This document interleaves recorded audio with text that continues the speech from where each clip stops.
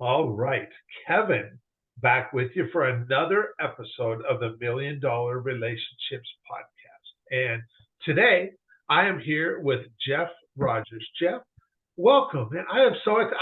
I love just seeing that smile that just came on your face. I am really excited for Thank this you. conversation. Well, Kevin, I'm honored to be here, really. And it's fun how relationships work that brought us to where we're doing this as well. Yeah, yeah.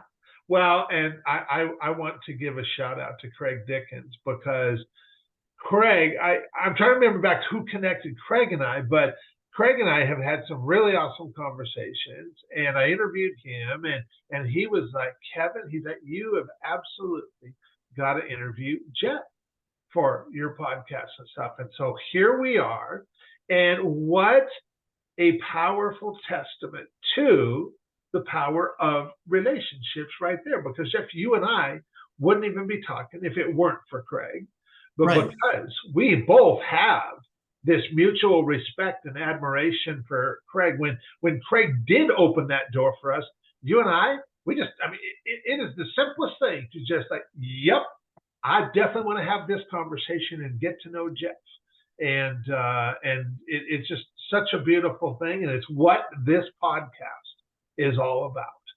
And so, what I'd like to do is I want to start off by turning it over to you so that we can set some context and really let the listeners know, who is Jeff Rogers? What do you do? Who do you serve? What inspires you most about the work that you do and the impact you make in the world? And even like give us some backstory into how you got into this and how you got to where we're at today.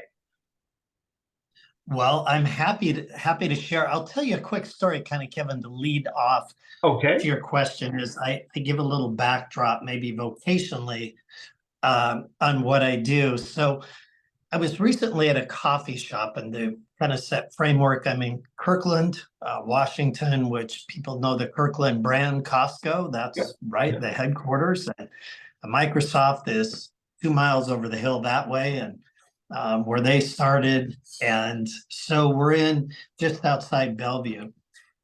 And there's a coffee shop that I meet at by the name of Zoka. And I tend to meet at Zoka. I could spin my camera around and show you my office. I'm in the office. This is not a fake backdrop. This is real, right? This is actually Jeff, as yours is real behind you. As is mine, yes. Yeah. And I often, though, meet at a coffee shop because it's neutral. It's neutral ground. It's not my space. And I endeavor to actually do 2 meetings a day, 4 days a week, and 3 meetings 1 day a week. So you can do the math on that. That's 11 meetings a week that really have nothing to do with what I'm necessarily trying to do at one accord, other than just building relationships in the community and trying to serve. And I don't suggest most business owners take that approach. That's just what I feel I've been directed to do, to steward relationships in this community. But I meet at this one coffee shop called Zoka.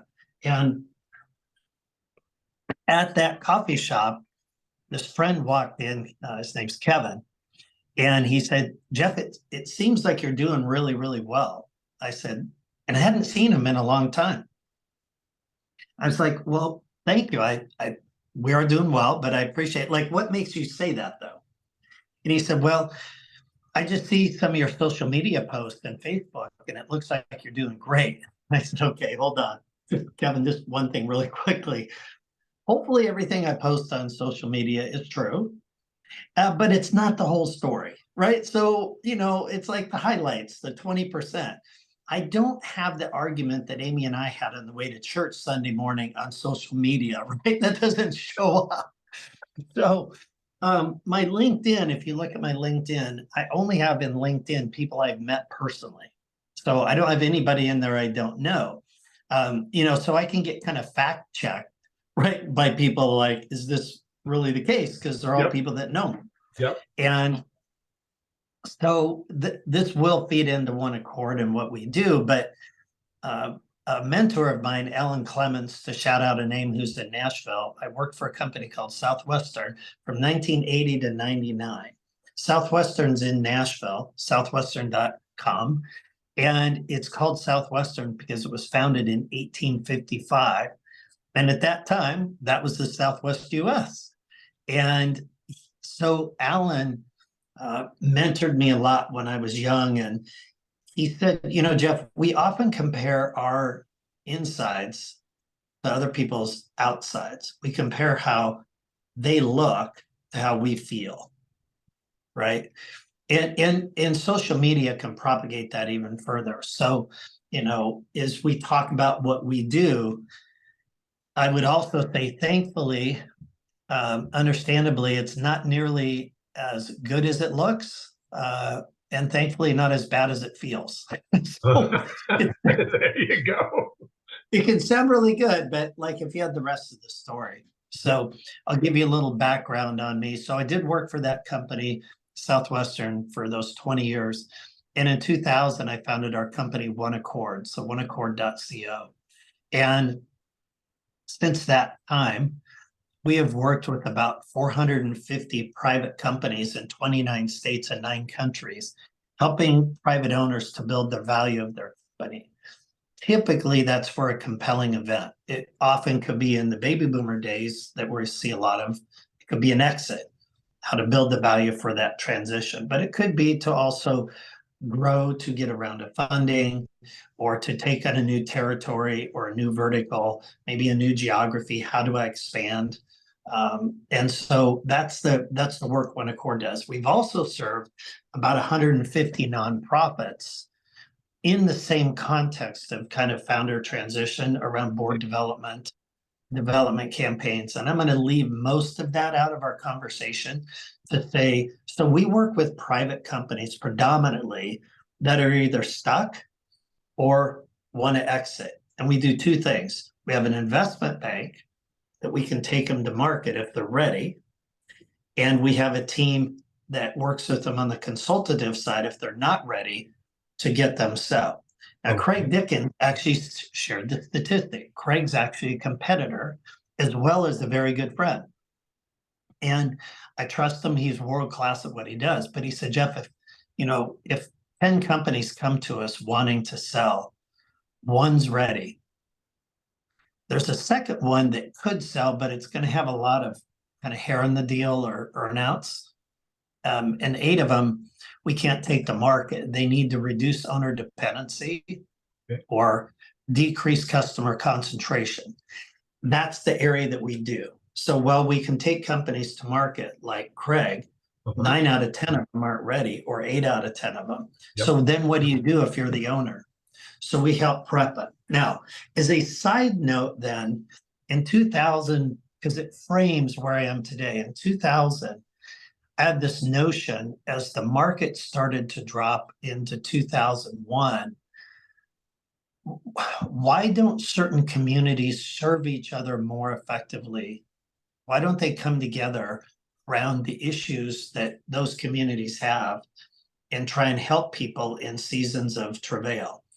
We've just come through COVID. We also had all the race-related issues and the labor and supply chain and interest rates now, a number of different things. And so you find owners that are like scratching the head. What do? I can't get the labor I need, or I can't get people to show up to work, or a lot of different things that business leaders face. And so I'm part of the faith community, grafted in, I would say, as a former atheist. And I asked this question of why doesn't the faith community stand together better within business and try and help each other? Not against anything, but for each other, just trying to help. Lots of communities do that very well. The faith community, I didn't think did. So I just asked that question. That led to founding of an organization called Kairos, which is KIROS.org, so kairos.org.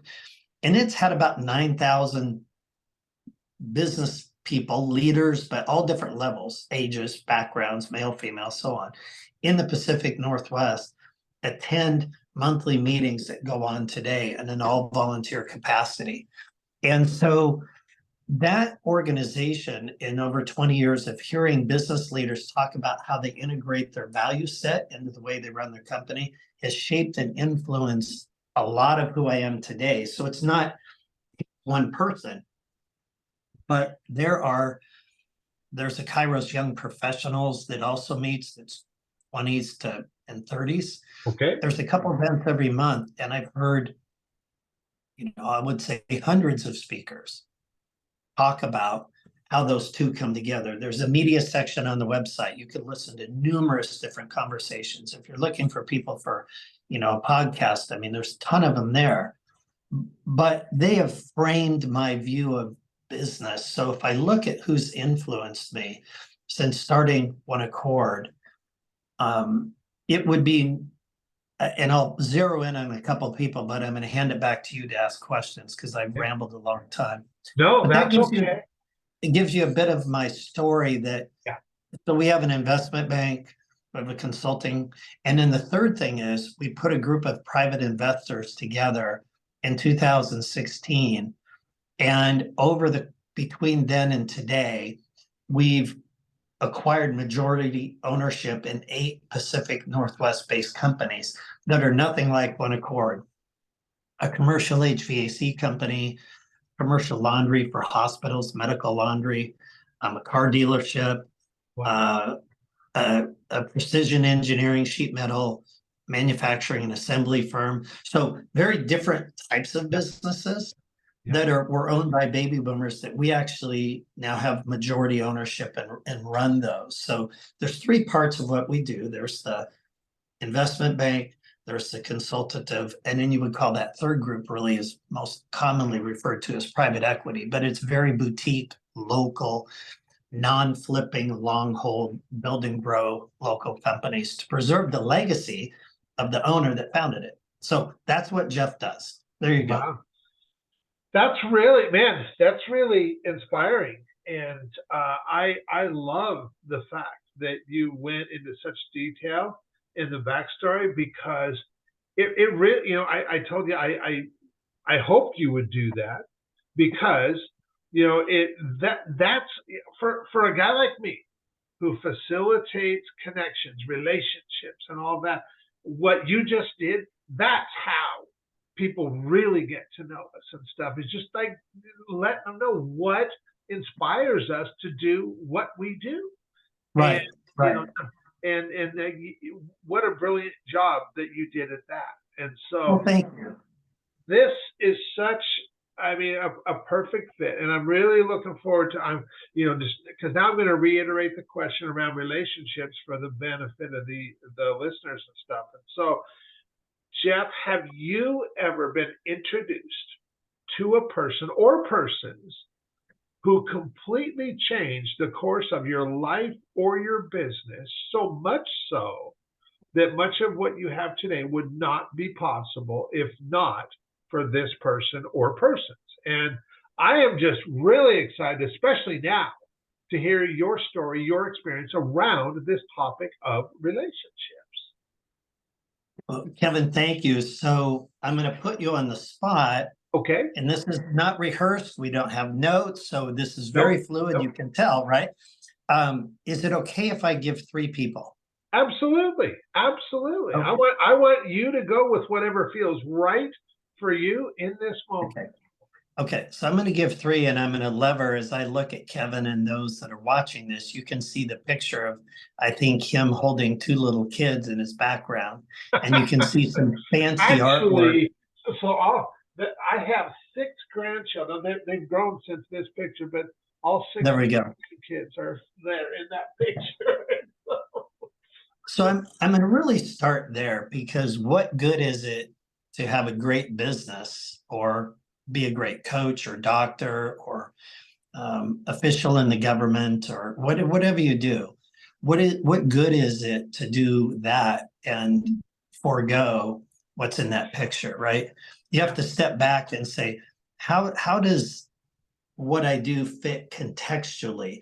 I don't believe in my application of understanding what I read and study that there's an order to priority of, often people would say God first, family second, work third. Yeah. I think that's a very Greek simple worldview. I think rather we have to figure out how to integrate those things effectively, but I don't necessarily order each email in, well, is it this, or this, right? I have to figure out how to put them together. So my first point to you that I'm going to get to is going to give a framework for decision making for business that is probably unique, and people need to check me on this to see if they agree. But if I were to look at what's most influential in our business today and where I am and what's worked and what's not worked, I would come down to this formula, which I call 70-20-10.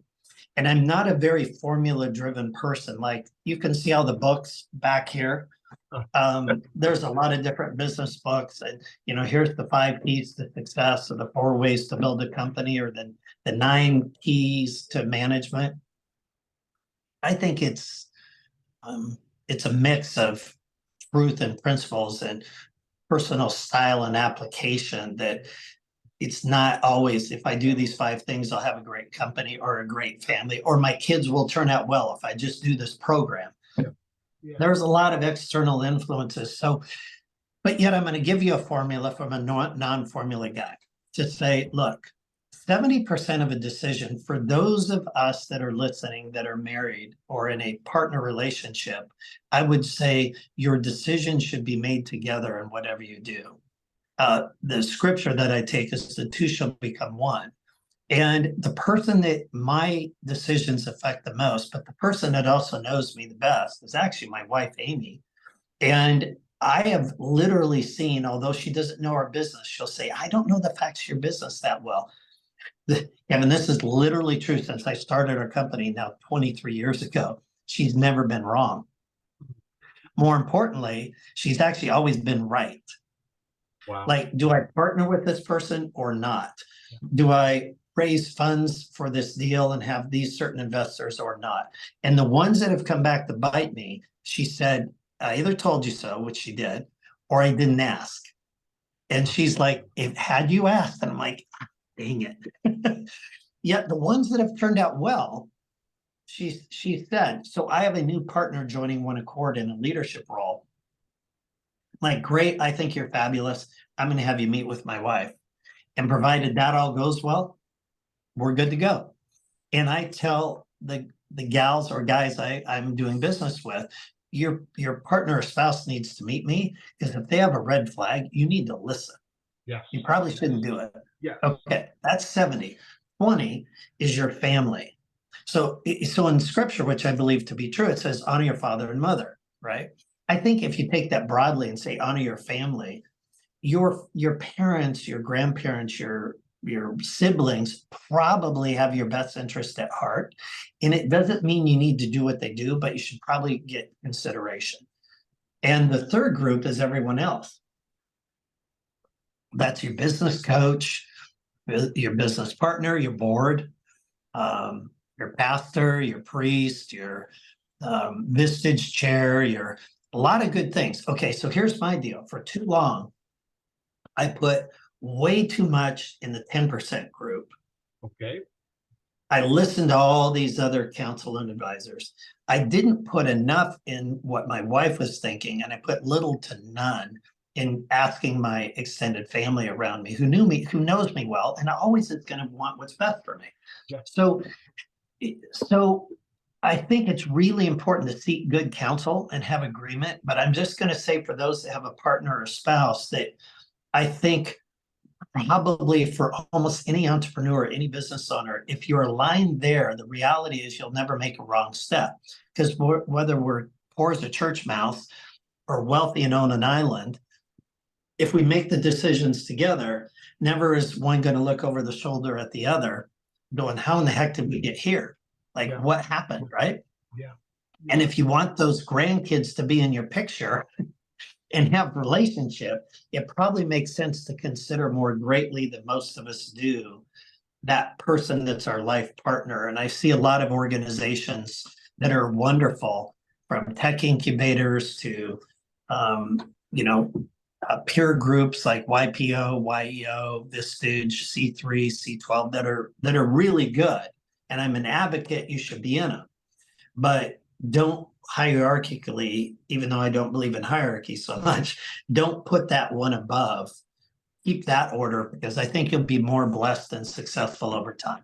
Now, that was the one Kevin's probably not heard an entrepreneur say. It's probably new to most listeners. I have two more people I want to lever, Okay. but just because I spoke for a long time, anything you want to say to me in the midterm, and I'll come back to the other two people, which would be pretty quick. Well, I want to echo what you said, because my experience is so much in alignment with what you said. I mean, I can recall on 2 occasions that were big fat hairy deals where my wife had cautioned me about doing something, about partnering with this individual, and on 2 occasions it happened. And now that I am just like you, Jeff. My wife is my consultant as well, and I run stuff by her, and I really appreciate her insight, her perspective, and I listen to it and I honor that. And and it's interesting because I've talked with a number of entrepreneurs who have had similar experiences where, my wife suggested that I not do that, or that I not get involved in that, and now I just lost $1 million, or this just happened, or what have you. And I just firmly am in so much alignment with what you say, that like our spouses should really be, are actively engaged in conversations about what we're doing, because you know what, who if we have the right relationship there, who is going to care about us more than our spouse? And that is just so powerful. So if from a pure business sense, if I can turn wives to their husbands or husbands to their wives more, that to me is a noble and important thing to do. If I could layer in that your odds of success are going to go up in multiples of relative to not doing it, there's a good business case behind it as well. So you bet. Now let me go on. You mentioned then, who are those people? And obviously I've said Amy, but I have 2 others. Is that okay? Absolutely. I can go into. Okay. One of them is a gentleman. As I mentioned, I founded this organization called Kairos, the Notion. So I started that. It runs to this day. It's a volunteer organization of business leaders that put it on. And every month in this area, there's a couple different, one's a breakfast event, one's an evening event that are going on every month, bringing leaders together. And so in that, one of the speakers is a gentleman by the name of Dennis Peacock. And Dennis wrote a curriculum. You can now go to it. It's called bridgepointforum.com. And his curriculum has been produced into downloadable, podcast teachings. And it's a 2-year program.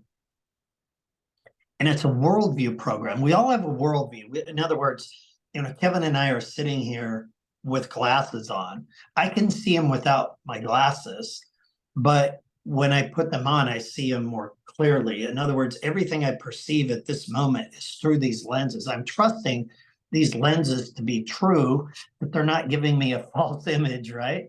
But there's much of what's taught in culture that are lenses we look through that actually are likely not true.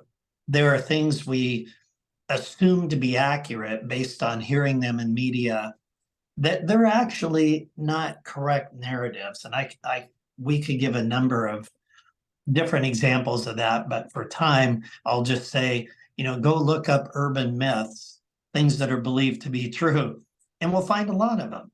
Sure. And so Dennis Peacock teaches a 2-year worldview course integrating faith into how you run business. And here's why I say that he significantly pivoted. I'm a boomer. I'm in my 60s. I have a lot of my friends, peers that are in nothing against them because it's wherever they're called to be, but I'll speak for Jeff. They're trying to figure out how to retire into the sunshine and golf all the time, which I'm not a golfer, but my friends that are say that's a perfectly good way to ruin your golf experience. It's take it up all the time. And it likely is not going to produce the meaning that we're designed for. I'm not saying we don't enjoy it. I have hobbies I love to do.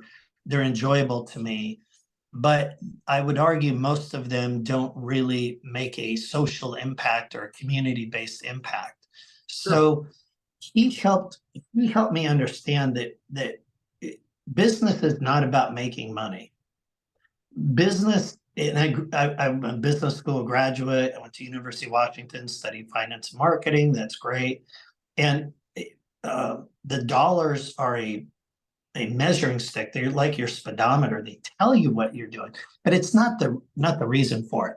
And he helped me to understand the importance of generational transfer and speaking into the lives of the emerging generation and how to train people up. And so, as I mentioned, we've acquired 8 companies. One of the reasons that we do that is to extend the legacy for the seller of having a local owner that's going to maintain that and hopefully build upon that framework, not replace it. But there's also a part that I'm looking at. How do we bring in the emerging leader that can give us both a competitive advantage, but also have value creation, because we're bringing in this talent that can help scale it to the next level while speaking into them in the way that they view business as not a transaction, but a relationship. So Dennis Peacock in that course helped me say, my goal is not retirement. Like, I don't see it anywhere in the doctrines that I read that say move into retirement. There's lots of illustrations of older and younger co-laboring together in the governance of a city or overseeing a business or the church or whatever it may be. There's a lot of that, but there's no, let's send them off into the sunset, put them behind a fence in their own community where they're all together. And they're removed from the impact and influence. And then we wonder why so many people are struggling, be it in their marriage or their business, because a lot of them don't have, really, back to what I said earlier, they don't have the counsel. They don't have the board. They don't have the people around them. So Dennis reframed purpose of business, where I look to say, and I've told our team, I plan to be in this full time till I'm 80. And then at that point, I'll figure out what I do when I grow up. So now I don't think I'll run at the same pace I do today. Sure. But I'm not trying to work to unplug. Yeah. Okay. So that's one. The second person is, and I'm going to stand up to pull a book, and Dennis's book, actually. So I'm going to reference these 2 books. So this is Dennis Peacock's book. Okay. So, and then the second person I'm going to talk to you about is Greg Brenneman. Okay. Greg wrote a book, Right Away and All at Once. Okay. Now, I would say, I'm saying it publicly, I think it's a hard title to remember, and it's one of the best business books I've ever read. And Greg was a co-founder, if I've got it right, in Bain Capital.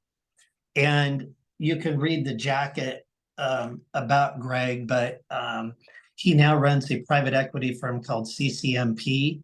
And in that, he did turnarounds, Continental Airlines, he turned around Burger King, PwC Consulting, former VP at Bain, on the director of ADP, the Home Depot, where he was the lead director, on and off. So he's got an extensive background. Okay, backstory with Greg.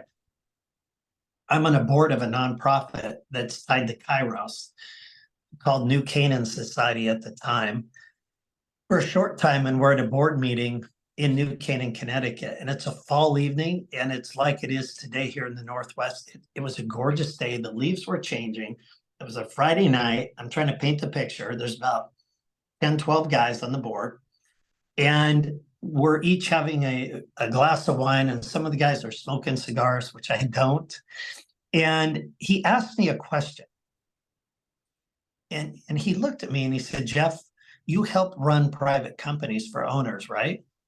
I'm like, yeah, we will actually step in, not just consult it, we'll actually help operate for the owner. That's what we do. That's our unique value proposition.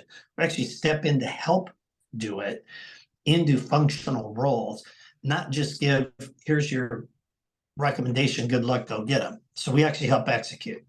So he goes, well, if you do that, why don't you buy some companies?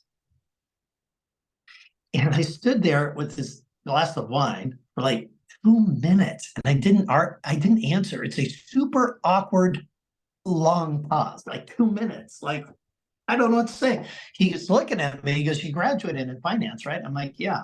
Now he went to, I think, Harvard and Wharton and, so on to Wall Street, and I have a degree in finance from the UW, which in the East Coast, they're like, well, that's cute, right? Like, Yeah. that's really sweet. That's cute. Right. Yeah, it doesn't really matter. But he Uh-huh. goes, why did you buy some? And I looked at him and I go, I don't know how. He goes, what do you mean? I said, well, look, I came from the Southwestern company, great experience where I built and developed sales teams, but I don't really know how you go about buying a company, putting capital together and all that. Now, you want to hear something gracious? He looks at me, he goes, do you want me to teach you? Now, here's a guy who helped build Bain Capital that I think has, if I've got it right, about a $14 billion fund. And he said, I'll mentor you. And he spent 2 years, basically quarterly, on the phone, pre-Zoom. He's East Coast, I'm West Coast. And he coached me like how you would acquire a company and how you put capital together and how you find investors and how you structure it and on and on. Now, it's been a painfully difficult lesson. It's been really hard work. Harder than I would have imagined. I'm not sure I would not do it knowing what I know, but I would have made some different choices along the way of how we did it, but they're probably just normal growing and learning pains.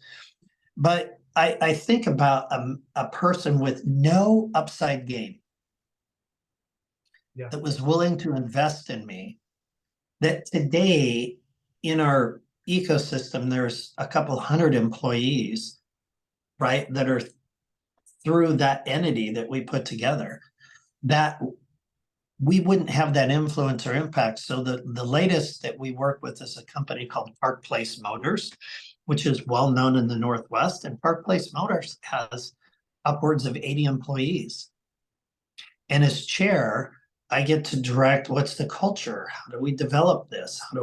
Now I'm not running it. There's a great GM. My job's not to tell him how to do his job, but my job is to influence the culture through a good board of how do we strategically steward this 35-year-old company that has two great founders in their 80s? How do we take it to the next level, right?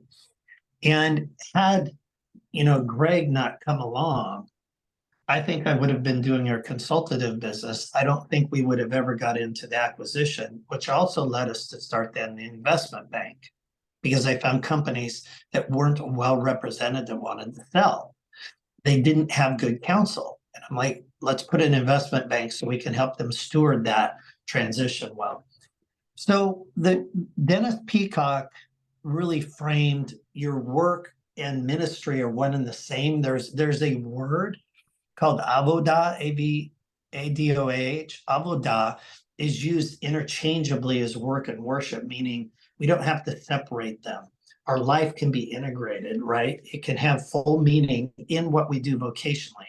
I don't have to do my vocation to fund what matters. Actually, my vocation can matter in itself. Vocation, Greek, is vocare, also translates as calling somewhat.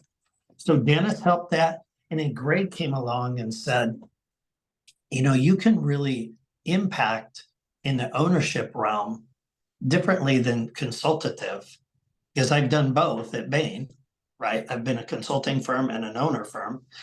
And so he helped me think in a different way. And I'll wrap up on this. As I said, I have 11 meetings a week. My application partially of Greg was, well, what do I do with what he taught me?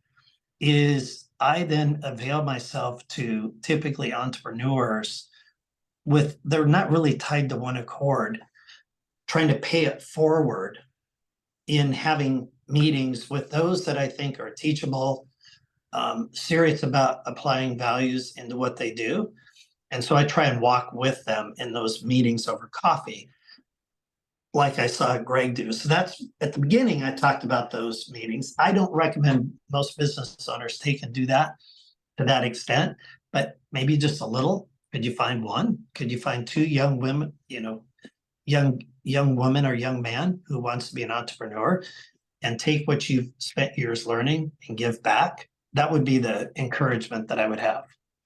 Wow. Wow. That was phenomenal.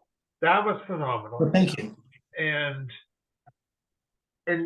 you alluded to some of this already, but I'm going to ask this question anyways, because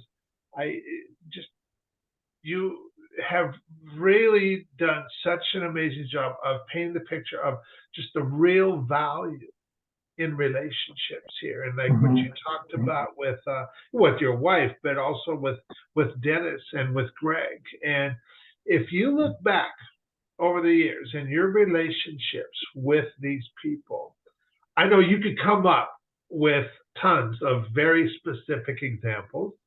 I want to challenge you, just come up with one, the one that whatever pops to the top of your mind.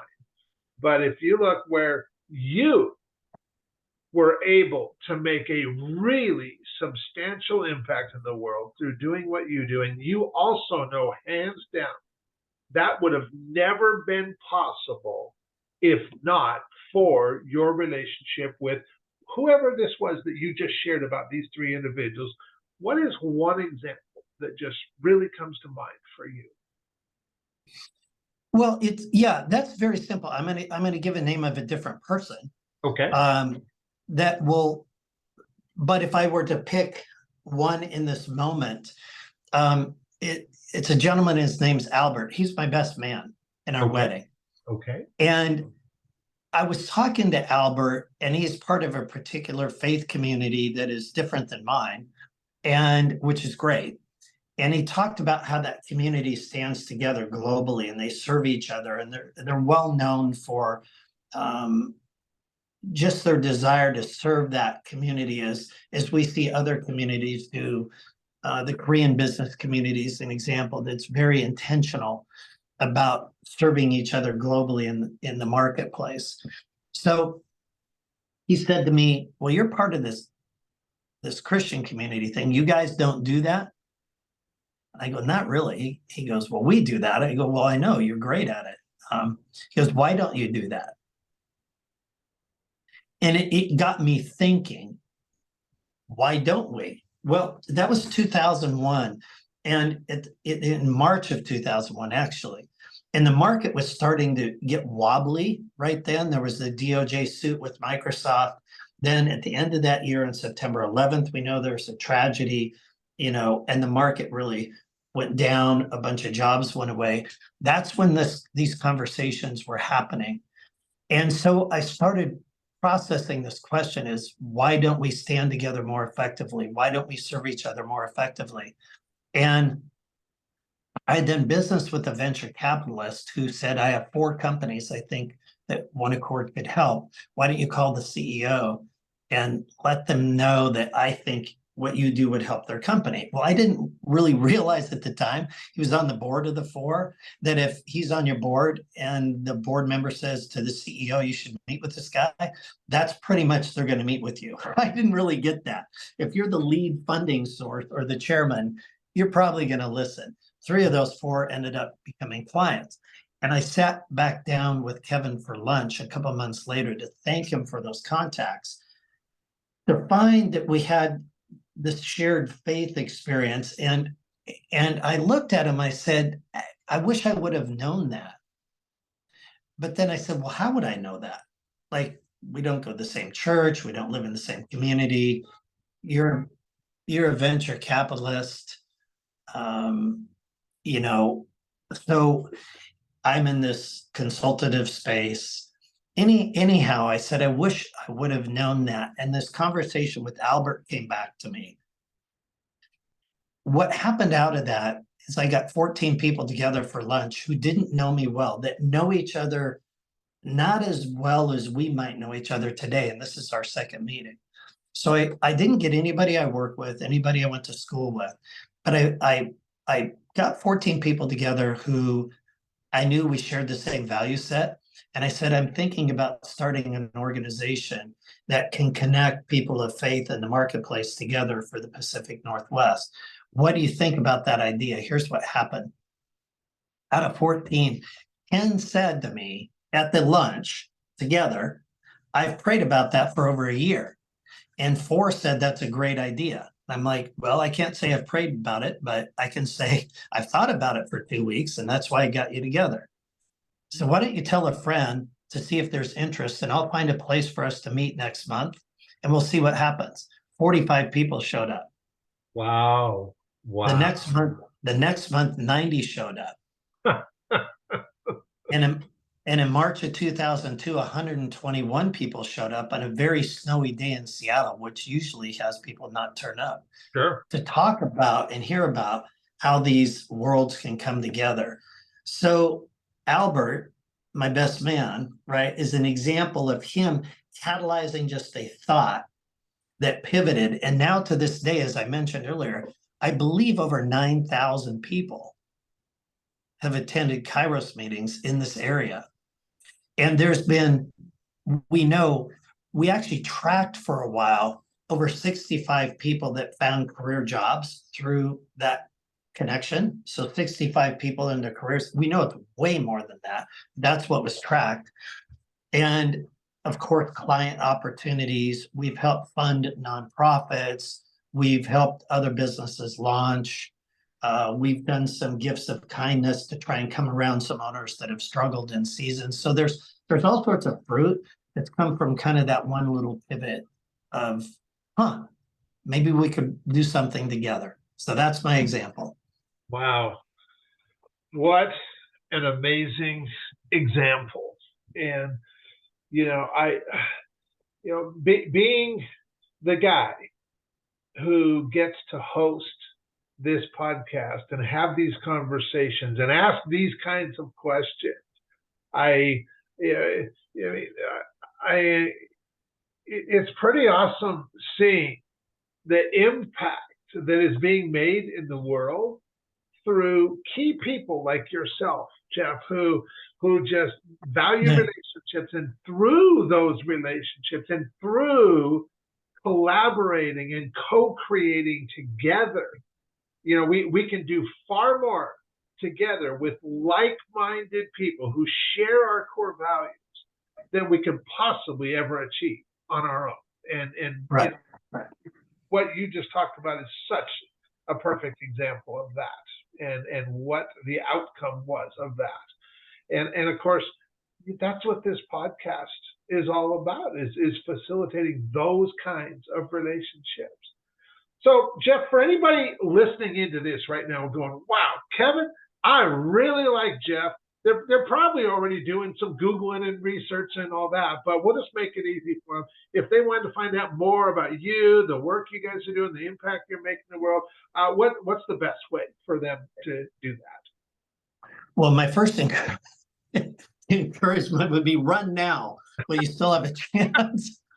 Like, just take the podcast and, say, oh, that's good. I got enough of Jeff. But if you don't heed that counsel, probably our website, One Accord, so ONEACCORD.co, not com, so oneaccord.co. I jokingly, if Honda ever calls me and says, you can't use the name Accord, I'm like, no, it's one word, Onicord. There you go. It's just one word. Yeah. Oneaccord.co. Yeah. So people can jump on there and send me a note. Would be great. Perfect. Well, I really appreciate you taking the time to have this conversation and just share from your heart, Jeff. And it's an honor. Thank you. Yeah. I mean, any last thing that you feel led to share before we call it a wrap?